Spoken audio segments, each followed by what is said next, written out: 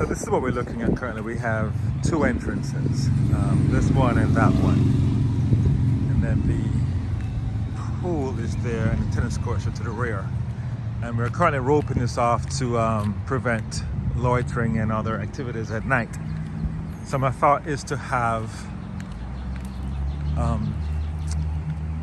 two barrier gates, one on either side, the right side for entering and the left side for exiting.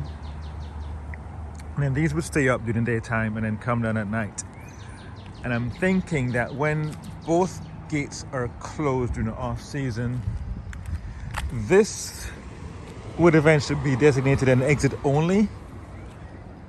And then this would be for the entrance.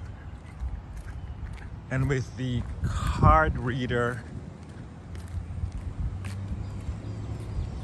perhaps located here.